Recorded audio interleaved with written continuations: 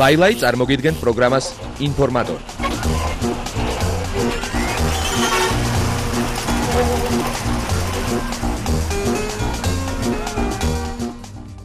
საღამო მშვიდობისა 16 სექტემბერს ქართულ და უცხოურ შოუ-ბიზნესში მომხდარი საინტერესო სიახლეებით ეთერშია პროგრამა ინფორმატორისა და ლაილაის 10 საათიანი ვრცელი გამოშვება.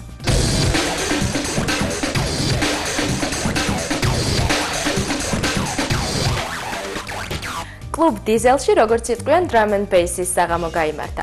ანუ დასარტყამი ინსტრუმენტისა და ბას-გიტარის საღამო. ერთადერთი რაც შემიძლია გითხრათ, ეს არის სრულიად ახალი და ძალიან განსხვავებული სტილი. კლუბის დეკორაციაც საკმაოდ განსაკუთრებული იყო. დანარჩენს ჩვენი სიუჟეტიდან მიხვდებით. მოკლედ ახლა ვიმყოფებით კლუბ დიზელში, სადაც ერთად ვესწრებით ისტორიულ ფაქტს საქართველოში drum and bass-ის შემოსვლას. იგი ინდუსებმა შეიტანეს ინგლისშიც და ზუსტად იგივეს აპირებენ საქართველოშიც. მოკლედ აქ როგორც ხედავთ, ესე იგი ატმოსფეროს ზუსტად ესეთი სუფევს როგორიც უნდა იყოს და როგორიც შეეფერება drum and bass. Მოდი ახლა გავესაუბროთ Фаяс. Сегодня мы показываем то, что в Англии где-то 10 лет назад начался эта музыка именно на подвале. И мы хотели показать точно так, как они начали, такой же ситуация, такое же освещение, такой же всякий, ну и фото, и которые мы здесь интерьер сделали именно на тот стиль. И я думаю, что всех будет нравиться тот.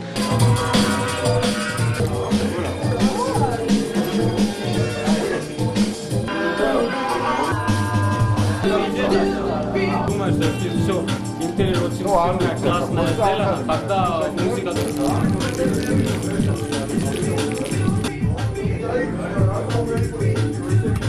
Мы один раз пробовали здесь, и людям очень понравилось, сказали, чтобы еще раз повторить, но еще раз мы сделали более профессиональный.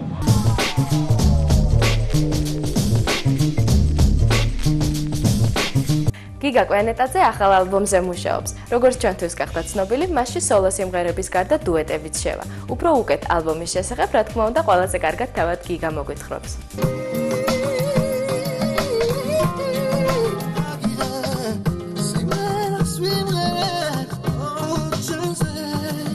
დავიწყე უკვე ჩემს ახალ ალბომზე მუშაობა, რომლის ერთი სიმღერას თქვენ უკვე მოვუსმინეთ, ფაქტურად დამთავრებულია. ეს არის ჩემი და შავაფრიცის დუეტი.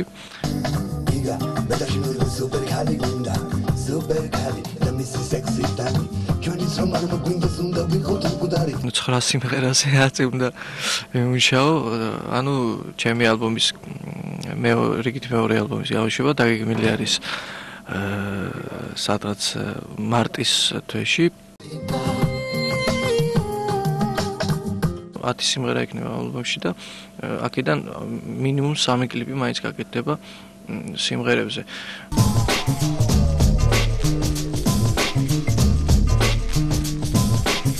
როგორც იცით, 27 სექტემბერს გაიმართება აქცია ჩვენი ეზო, რომელიც თბილისის ქუჩების დასუფთავებასა და განახლებას ითვალისწინებს. ამ აქციისთვის აქტიურად ემზადებიან ზუმბა და მისი მეგობრები.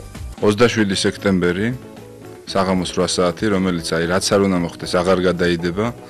ვერც წვიმა შეუშლის ხელს, ვერც ქარი და ვერც სხვა ბუნების მოვლენები. ეს უფრო ალბათ იმისი მცდელობაა, რომ გამოაფხიზლოს საზოგადოება და უთხრა, რომ არა მარტო საკუთარი კარის აქით იწყება, ქვეყანა არის საკუთარი კარის იქით ძირითადი.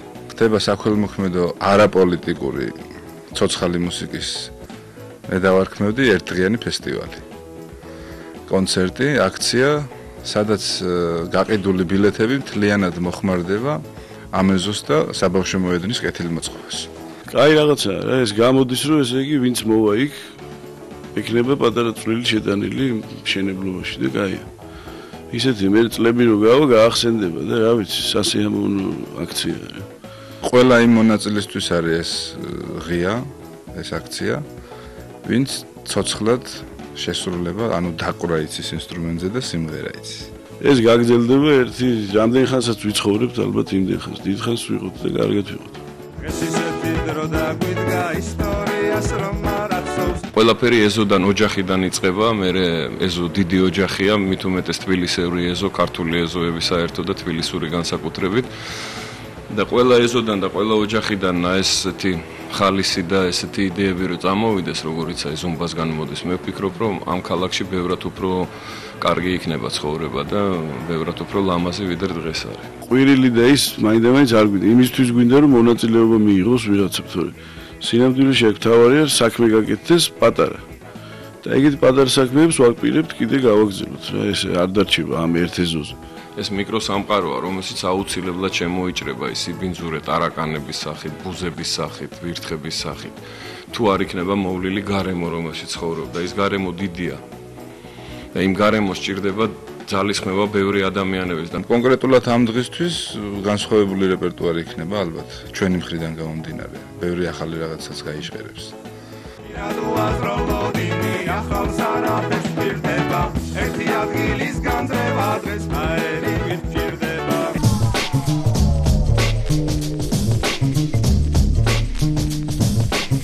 ოპერის სეზონი საკმაოდ ღირსეულად გაიხსნა.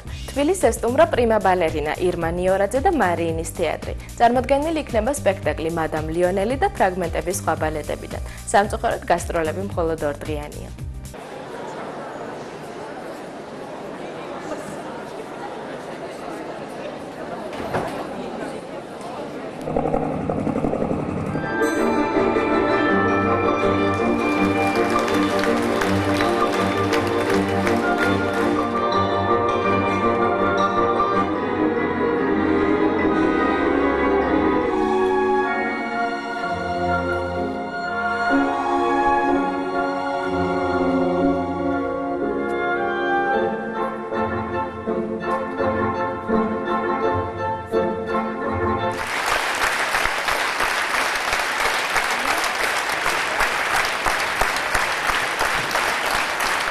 სპექტაკლი ორიგინალურია ნამდვილად, თუმცა სიმართლე გითხრათ, ბალეტში მე მაინც და მაინც ახალ ფორმებს ვერ ვეგუები. მე უფრო ხიბლავს და უფრო მიტაცებს ჩვენი კლასიკური ასეთ წარმოდგენა ბალეტისა.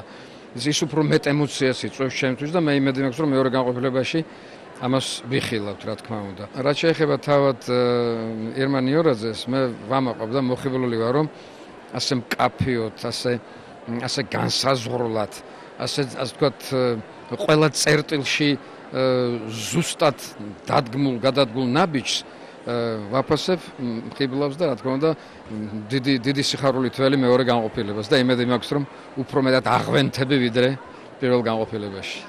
შეფასებებიდან მე თავ შევიკავებ, იმიტომ რომ დილეტანტის დონეზე ვარ მან. მე ვარ ამაყი დღეს ირმა ნიორაძე ჩვენთან შესანიშნავი სიტყვა, შესანიშნავი ხელოვნება, შესანიშნავი სიყვარული.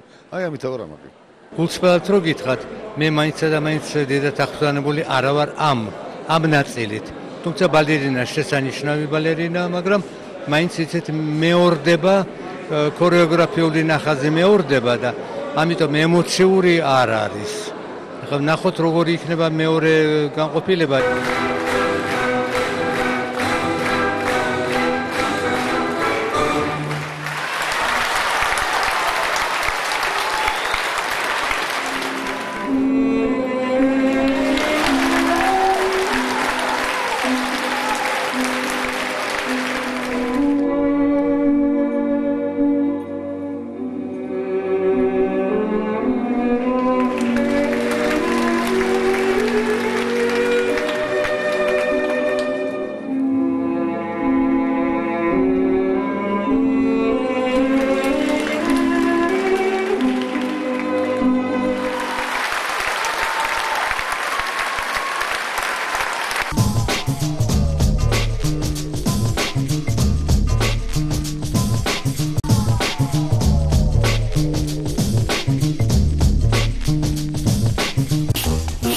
ლაილაი წარმოგიდგენთ პროგრამას ინფორმატორი.